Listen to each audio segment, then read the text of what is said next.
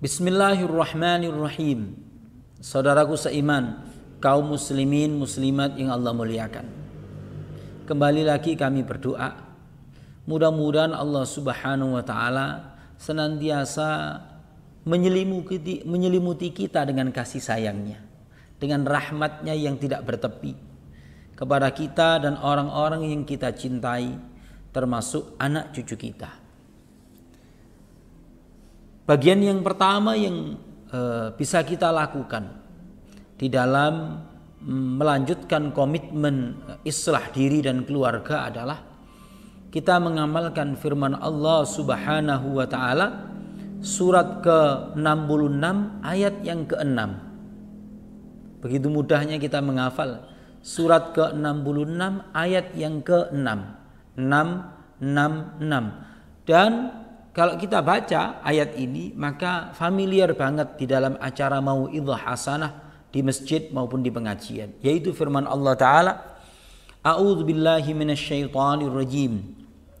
Ya ayyuhalladzina amanu, wahai sekalian orang yang memiliki iman di dalam hatinya, qu anfusakum, jagalah diri kalian, wa ahlikum nara, dan juga keluarga kalian, anak istri kalian dari siksa api neraka. Kengerian neraka itu adalah waquduhan nas wal hijarah. Bahan bakar dari neraka, tempat Allah menyiksa orang-orang yang zalim dan orang-orang yang ingkar itu berbahan bakar manusia dan batu.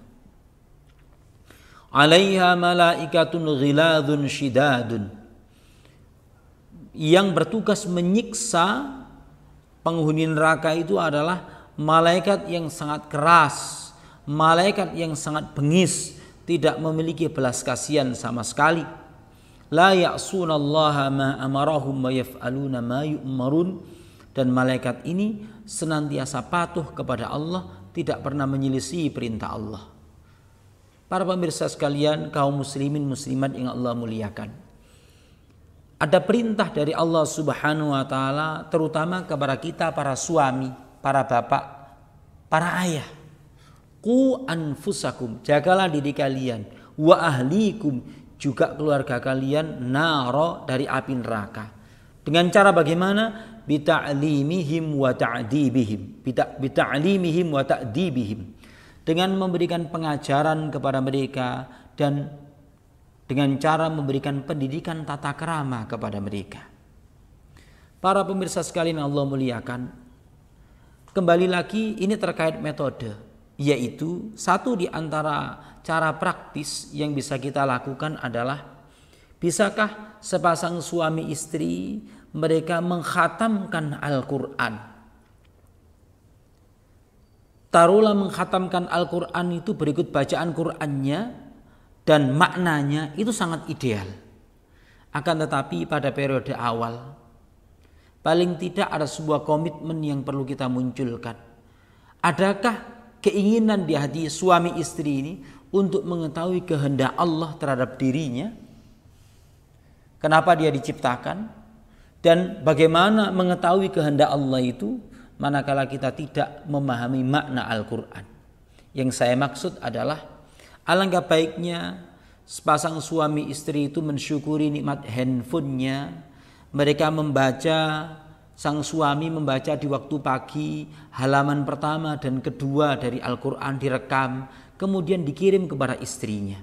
Sang istri ketika sore hari melanjutkan bacaan suaminya, terjemahannya saja, halaman ketiga dan keempat, dan seterusnya. Begitu secara berselang-seling suami istri melakukan proses islah diri, tarbiyah diri dan keluarga, sehingga mereka senantiasa mendapatkan pengingat-pengingat karena mereka berusaha memahami apa kehendak Allah untuk dirinya di dalam Al-Quranul Karim dengan berinteraksi dengan membaca tafsir atau terjemahan Al-Quran. Mudah-mudahan cara ini bagian dari islah diri dan keluarga.